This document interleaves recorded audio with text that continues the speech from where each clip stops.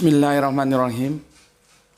Assalamualaikum warahmatullahi wabarakatuh. Asyhadu an la ilaha illallah, asyhadu anna Muhammad Rasulullah. Allahumma sholli ala sayyidina Muhammad wa ala ali sayyidina Muhammad. Kama sholaita ala sayyidina Ibrahim wa ala ali sayyidina Ibrahim. Bil alamina innaka Hamidum Majid. Terlebih dahulu kita panjatkan doa kepada Gusti Allah yang Maha Agung untuk seluruh saudara kita yang telah memberikan sholawatnya berupa infak dakwah, yang itu sangat membantu eksistensi dari channel ini sehingga masih tetap bisa hadir dalam ruang-ruang kalian semuanya. Semoga sholawat itu menjadi catatan langit amal soleh bagi mereka dan keluarganya kelak, dan insya Allah Gusti Allah Agung akan membalasnya dengan balasan yang lebih baik lagi. Begitu juga untuk seluruh viewer terkasihku dimanapun kalian berada, ya, atau Mbah Nuwun, terima kasih atas doa-doa baiknya. Semoga kebaikan doa itu tercurahkan juga untuk kalian semuanya. Mampir ngombe kali ini di duha yang sangat cerah, ya. Mentari telah membagikan kehangatannya untuk kita semua. Nah, itu termasuk termasuk fuluk, ya, angkasa raya yang kemarin kita bahas, ya. Matahari membagikan kecerahannya untuk kita semua. Terus kita di atas bumi itu juga kenikmatan, ya. Hari ini Jumat, ya. Sebelumnya kita mulai mampir ngombe kita kali ini, diskusi ringan kita. Aku ingatkan jangan lupa nanti yang pakai celana, kalau kamu pakai rok ndak usah, ya. Jadi kalau kamu sudah pakai celana, malu dong kalau nggak sholat Jumat berjamaah ke masjid terdekat, ya. Pesanku dari pewerku terkasih yang pakai celana, ayo kita penuhi masjid-masjid di sekitar kita untuk sholat Jumat berjamaah. Jadi kita punya 3 Id. Idul Fitri, Idul Adha, yang itu Id tahunan. Tapi ada Id pekanan, yaitu Idul Jumat. Ya, oke. Aku minum dulu. Bismillahirrahmanirrahim.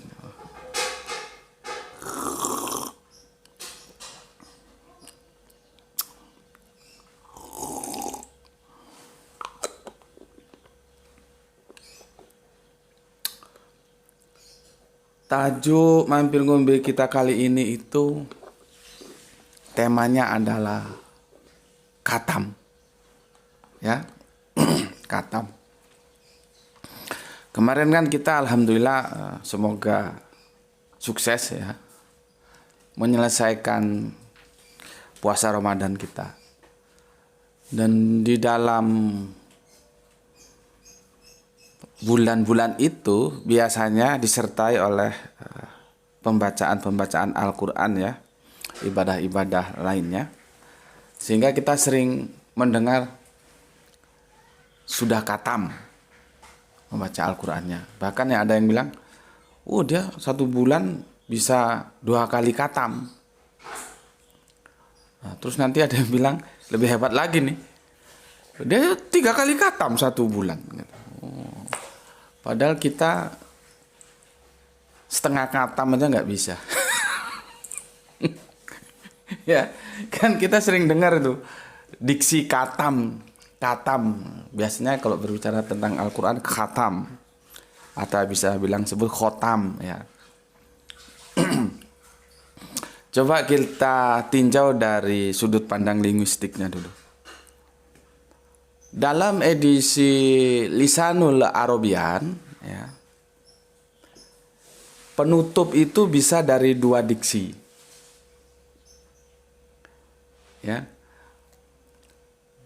Bisa dari khotam, bisa dari akhir. Itu 2 diksi yang diterjemahkan menjadi 1. Jadi kebalikannya, ada 1 diksi, ya, yang itu diterjemahkan menjadi banyak. ada yang banyak diksi diterjemahkan menjadi satu. Jadi saling melengkapi lah ya. Aku ulangi, kalau kita perhatikan ya, lisanul Arabian ketika berbicara tentang penutup itu menggunakan dua diksi ya. Kadang menggunakan khotam, kadang menggunakan akhiru ya. Kita bisa lihat di surat 10:10 itu tentang doa itu penutupnya itu alhamdulillah hirobil alamin. Itu di surat Yunus ya. Itu penutup itu kalau kita tarik ke teks originalnya itu dari akhiru ya, akhir itu penutup. Namun kalau kita menjelajah lagi ke surat Al-Ashab ya, surat 33 sorry, minum dulu. Bismillahirrahmanirrahim.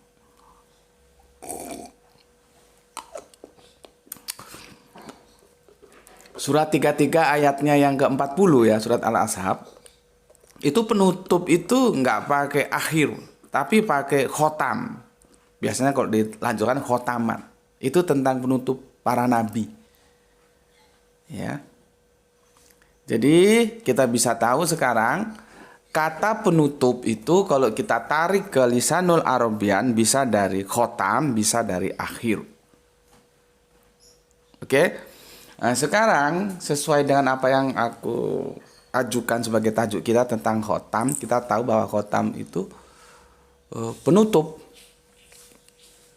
Jadi begini, ibarat lingkaran itu setengah lingkaran tuh belum bisa dikatakan khotam dia. Nanti kalau sudah lingkaran penuh, nah itu baru khotam. Maka ada juga yang mengartikan khotam itu cincin, gitu ya. Itu ambil lampu itu nih. Lampu ini Bapak mau jelaskan. Lampu yang ini, yang untuk shooting ini, lampunya bisa dicopot. Ya, bisa dicopot. Diambil anunya.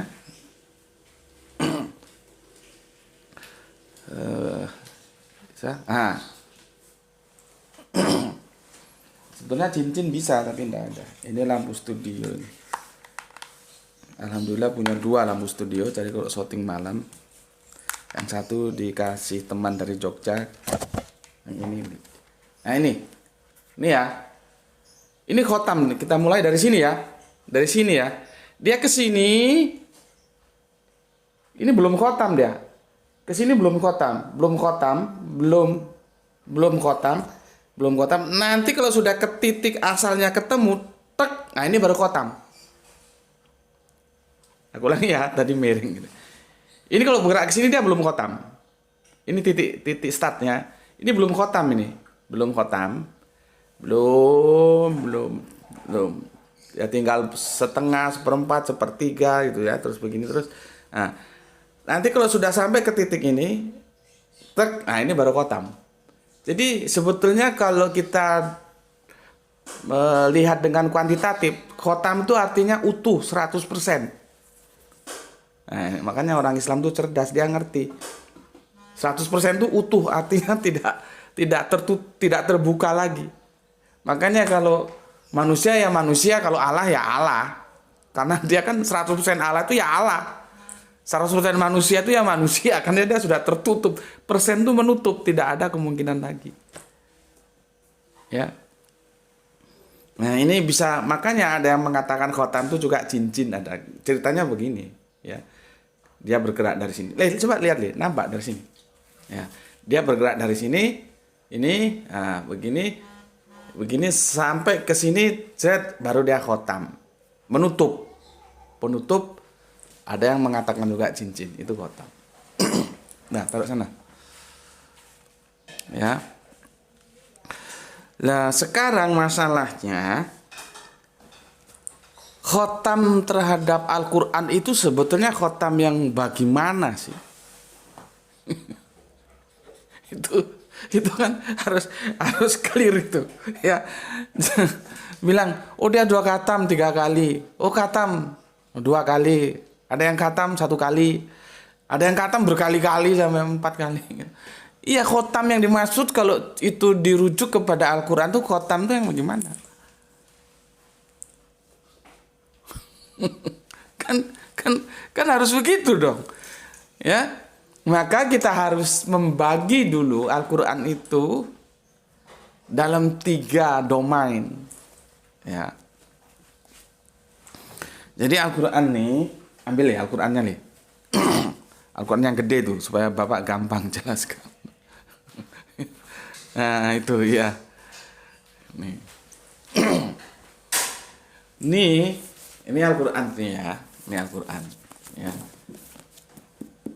Kita biasanya kalau sudah dari surat yang pertama sampai yang ke 114 dibaca itu disebut khatam. Sudah menutup, sudah selesai menutup. Sudah dia baca semua. Itu disebut khatam. Ya.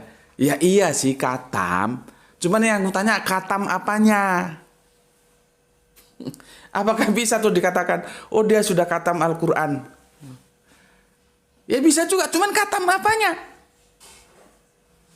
Gitu loh. Ya, Al-Quran ini kan terdiri dari teks-teks seperti ini.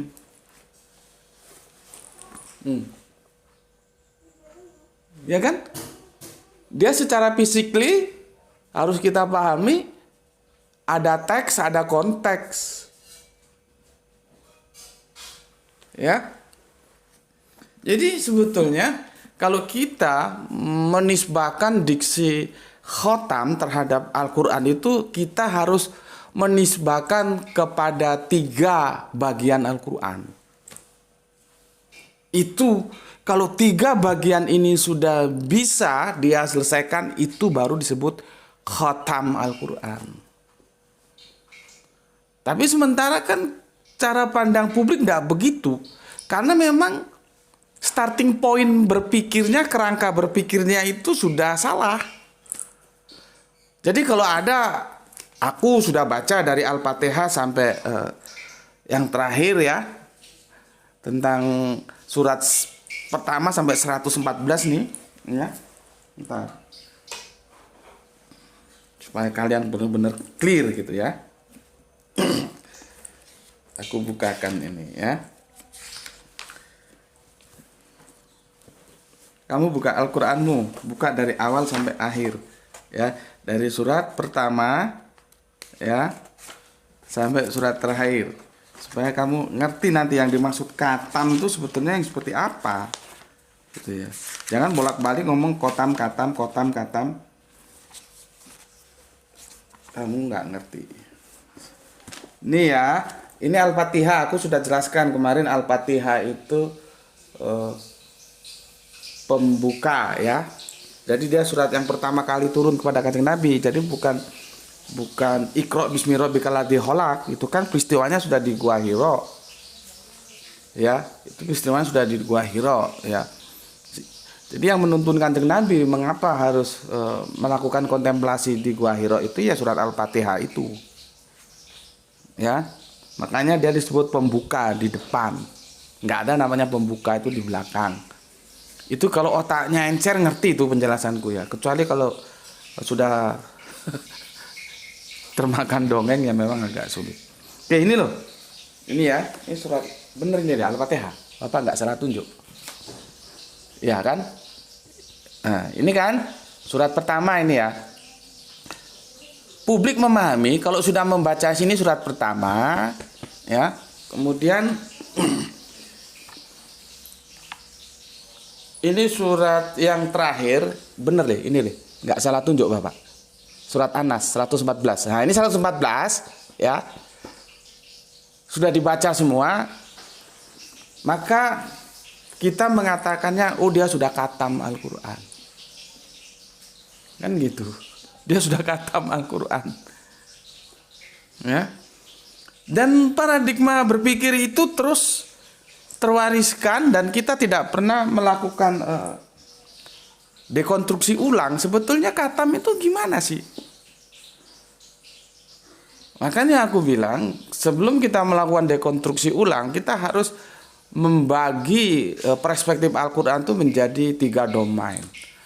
Pertama, dia domain tekstual. Nih ya. Ya tekstual ya teks ini. Ya. Nah, yang ada di balik teks ini namanya konteks. Ada kontekstualnya. Ya. Jadi pertama kali ada domain teks. Tekstual dia. Di balik teks ada konteks, kontekstual. Nah, sekarang aku tanya, Al-Qur'an ini diturunkan untuk kita apakan? Apakah Gusti Allah kasih kita Al-Qur'an lewat Kanjeng Nabi diajarkan kepada kita hanya untuk jimat, untuk baca-bacaan doang, dibaca-baca? Kan enggak. Muaranya, akhir dari tujuannya Al-Qur'an ini untuk kita jadikan pedoman hidup atau untuk kita aktualisasikan dalam kehidupan. Ya. Oke. Maka Al-Qur'an menjadi 3 domain. Domain tekstual, ya teks yang tadi aku tunjukkan. Terus domain kontekstual. Kontekstual itu apa? Maksud. Ini ayat ini maksudnya apa? Maunya gimana? Tafsirnya gimana juga? Penjelasannya apa? Terus supaya dengan ayat itu kita bersikap bagaimana? Itu konteks namanya. Seperti kita kemarin menyelesaikan dekonstruksi terjemahan Quran surat Az-Zukhruf yang sebetulnya terfokus pada surat Az-Zukhruf ayat yang ke-12, tetapi kan tidak bisa, kita harus baca seluruh perikop, berarti kita ambil dari surat yang ke-9, surat Az-Zukhruf ya, dari ayat yang ke-9 sampai ayat yang ke-14. Ya. Nah, itu kita mencoba memahami ya. Kita paham itu maksudnya ayat itu ngomong tuh kita harus gimana gitu loh. Nah, itu nanti sudah harus dilengkapi dengan ya dia harus ngerti bahasa Arabian. Kalau nggak ngerti ya gimana? Ya, makanya di sini dulu kan tahun-tahun berapa itu ada sebuah polemik ya ketika ada seseorang itu mualaf. Sebetulnya aku juga nggak setuju kalau itu diselesaikan secara hukum.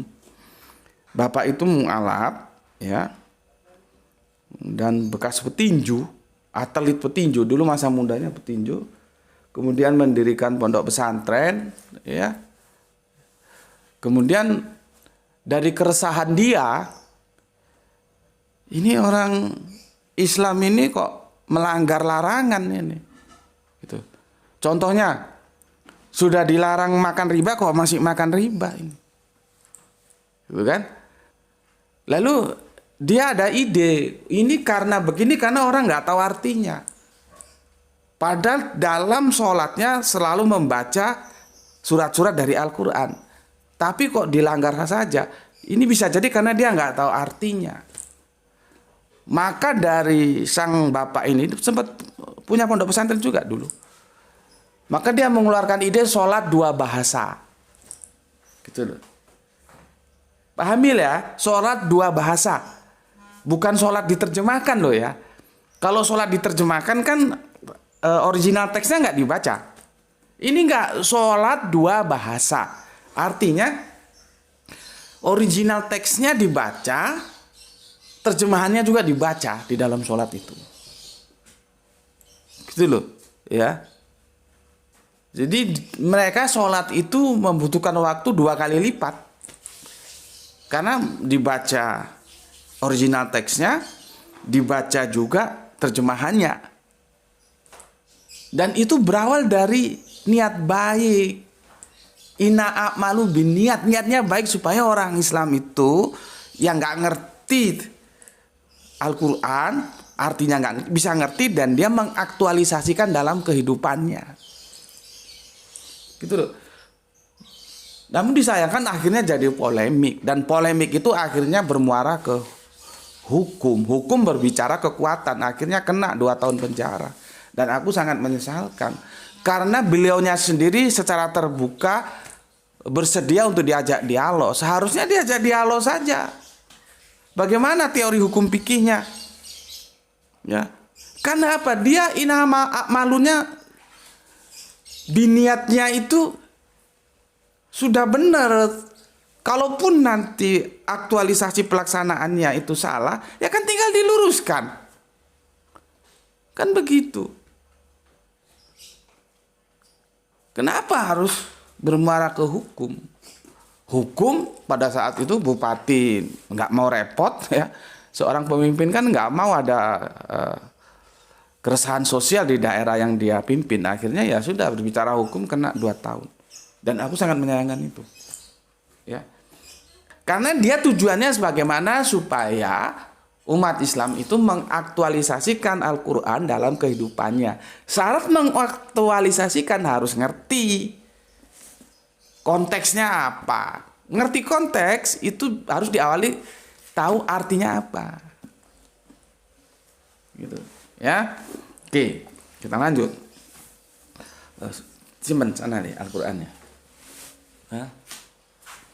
Aku minum dulu. Bismillah.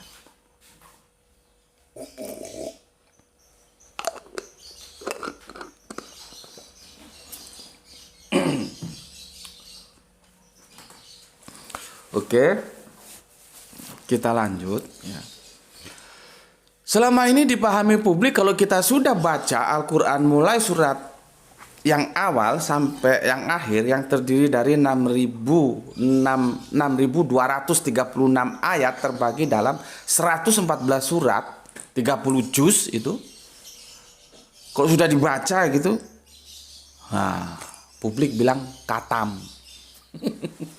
Oh, itu wis katam, dia sudah katam gitu loh. Ya benar juga sih, tapi itu kan masih koma. Yang katam apanya?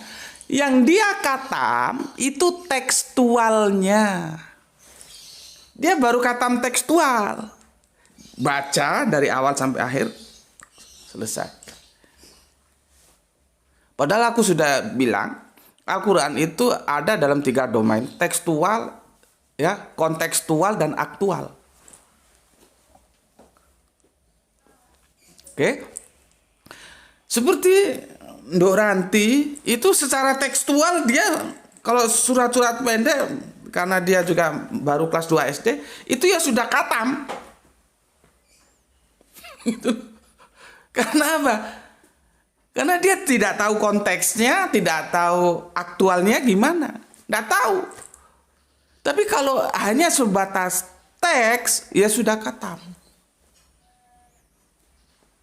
Yang aku maksud masa sih kita terus akan ada dalam posisi anak kelas 2 SD seperti Ranti. Orang umur kita ini sekarang kalau powerku itu ya sudah dewasa lah ya kan. Sudah di atas minimal 20 ke atas lah ya. 20, 30, 40. Bahkan ada yang bapak-bapak yang seusia aku, di atasku juga ada. Yang 50-an. Masa kita akan kerangka berpikir dimensinya dimensi anak kelas 2 SD. Yang mau aku ngomongkan, kalau kita ya katam secara tekstual itu katamnya anak kelas 2 SD itu loh. Ya itu katam, tapi itu katam tekstual. Levelnya masih anak kelas 2 SD seperti Ranti itu. Ya. Lah aku ingin ngajak kalian expand.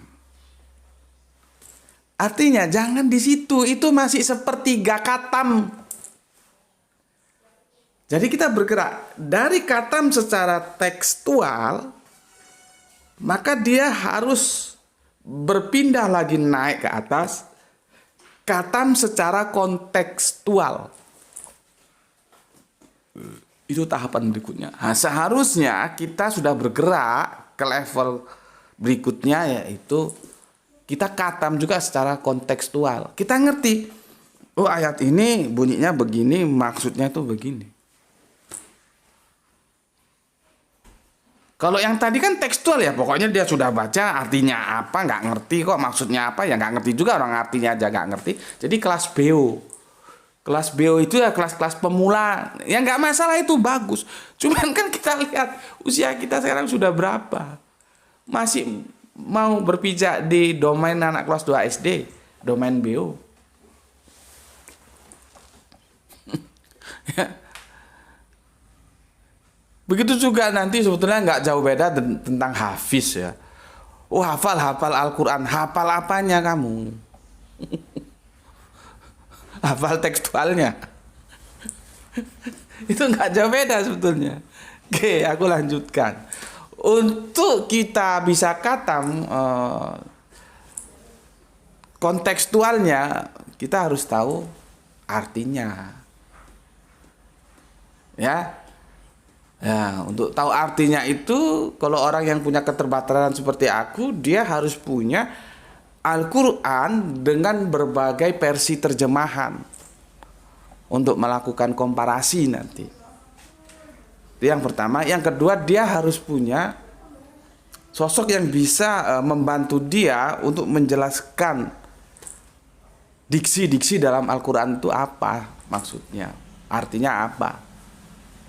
Ya, tadi malam aku bersilaturahmi ke rumahnya almarhum guru Al-Quranku ya, di Gus Panani. Insya Allah besok di tempatnya almarhum Gus Husnul juga ya. Jadi supaya silaturahmi itu tetap berjalan ya. Aku terpikirkan ya, bagaimana kasih sayang Allah itu kepadaku. Sepertinya sudah dipersiapkan. Ini Gus Mbeti ini harus ada pendampingnya ini. Karena ini Mbeti ini mokong. Mbeti itu mokong, bandel gitu ya. Maka harus ada pendampingnya ini gitu. Kemarin Bu Nyainya kan tanya, sekarang kalau perlu penjelasan Al-Quran bahasa, tanya ke siapa? Aku bilang aku tanya ke Cak Mat gitu. Yang sekarang dia membantu aku menjadi guruku ya. Yang aku bilang bahwa kebetulan ya memang punya darah keturunan Arab dan pernah hidup di Arab 20 tahun. Beliaunya lengkap, ngerti Arabian, ngerti Araban. Jadi sepertinya begitu Gus Fanani mangkat, sudah dipersiapkan untuk aku Cak Mat. Terus ada lagi yang semoga Allah segera beri kesembuhan, guru Al-Quranku Gus Hendi gitu. Jadi sepertinya sudah dipersiapkan untuk aku gitu. Nah, itu orang-orang yang sering aku mintai sebagai guru Al-Quranku referensi. Dan mereka sudah tahu siapa aku. Mereka tidak akan memberikan terjemahan-terjemahan yang itu sudah kontekstual, karena nanti kontekstual aku akan menyelesaikannya sendiri, tapi yang tekstual ya. Oke, tekstual sudah, kontekstual sudah, artinya kita paham ayat itu maksudnya kita disuruh ngapain ya. Nah, baru yang sepertiga lagi, apa itu? Aktual. Sudah kata belum aktual? Kan kita ingat cerita Romo Yai Haji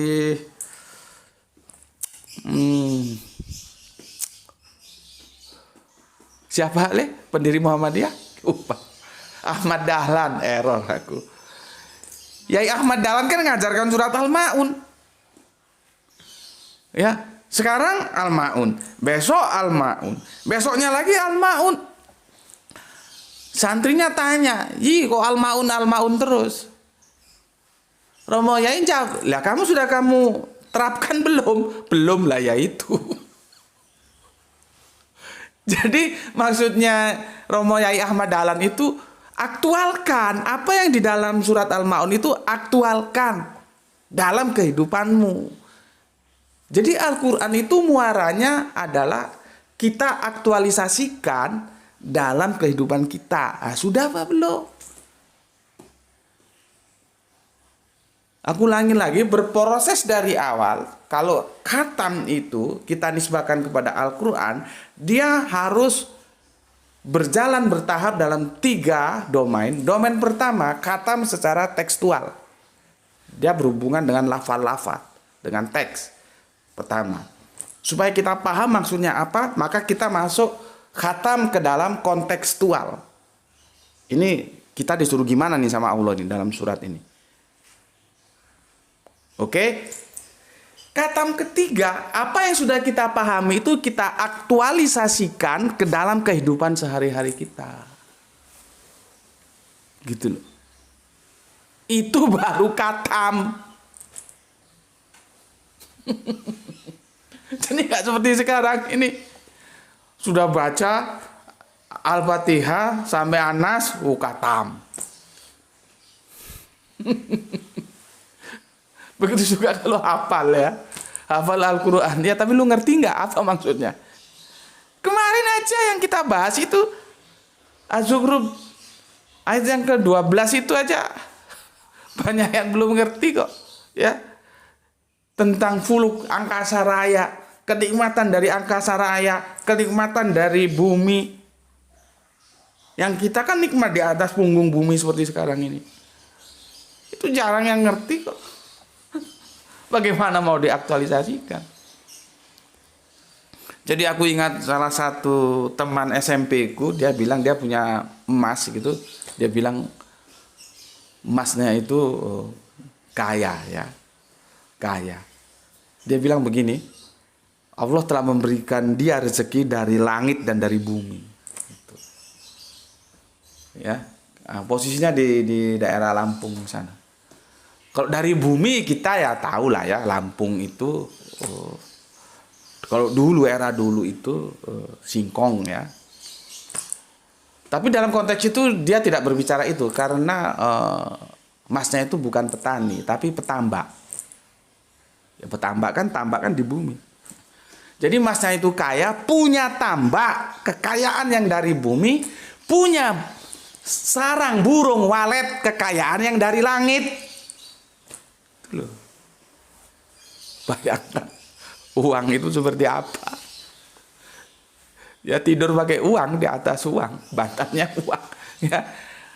Jadi sudah Allah curahkan rezeki itu baik yang dari bumi maupun yang dari langit. Dari bumi lewat tambak, dari langit lewat sarang burung walet. Cuman kalau nggak hafal ayat itu, nggak paham ayat itu, bagaimana dia mau berzakat? Karena nanti hitungan zakatnya beda-beda aturan mainnya. Kalau untuk sejenis seperti burung walet itu nanti ada khusus, cuman aku belum mempelajarinya. Tapi aku dengar ada, hitungannya beda nanti. Makanya berkali-kali aku bilang, zakat dan sodako itu jangan dicampurkan, tuh beda-beda, idiomnya beda. Jangan zakat diterjemahkan sodako, sodako diterjemahkan zakat, jangan. Ya. Jadi rezekinya itu dikirim dari langit dan dari bumi. Ya kalian tahu sendiri, per kilonya aja berapa liurnya burung walet itu. Dan aku duga memang ada misterinya walet itu, ya, yang aku juga nggak mampu menembus misteri itu. Itu kalau suami istri bertengkar itu waletnya mau pergi lagi itu. Jadi suami istri harus akur, nggak boleh bertengkar supaya waletnya itu tetap menetap di sarang itu. Kalau enggak, kalau tukaran, gegeran, terus dia bisa pergi dan bisa kosong itu sarang waletnya. Ya, itu dari pengalaman mereka yang jadi pengrajin walet. Ya, aku dapat cerita seperti itu. Tapi misterinya kenapa bisa begitu? Ya enggak tahu juga aku ya. Oke. Itu dulu yang bisa aku sampaikan ya. Artinya aku ingin mengajak kalian, ayolah kita mulai sekarang paradigma berpikir kita tentang khatam itu berubah. Jangan hanya seperti yang kita pahami selama ini. Kalau sudah membaca dari Al-Fatihah sampai Anas, wis khatam wis. Enggak, itu masih sepertiga khatam. Anda butuh 2/3 khatam lagi. Ya, itu baru khatam tekstual. Anda perlu lagi khatam kontekstual. Kenapa Anda perlu paham kontekstual? Supaya Anda bisa khatam dalam aktual. aktual itu diaplikasikan dalam kehidupan. Jadi saling bertahap. Dari katam tekstual, dia bergerak menjadi katam kontekstual, bergerak lagi katam aktual. Oke, itu dulu yang bisa aku sampaikan sebagai obrolan pagi kita kali ini dalam rubrik Mampir Ngombe. Seperti biasa, kamu setuju like, kamu nggak setuju dislike, tidak ada masalah, ya, santai-santai saja, ya. Dan aku doakan semoga kalian semua PR-PR terkasihku mendapatkan rezeki yang barokah dan dalam kesehatan yang prima. Begitu juga aku mohon didoakan ya. Semoga semua urusan-urusan bisa diselesaikan dengan baik, tentu dalam ridha Allah. Oke, terakhir aku ingatkan lagi, ini hari Jumat untuk yang pakai celana. Jangan lupa ya, tunaikan sholat Jumat dan tunaikan sholat duhur. Karena dua-duanya sama-sama perintah. Oke, itu dulu. Bismillahirrahmanirrahim. Alhamdulillahirabbil alamin.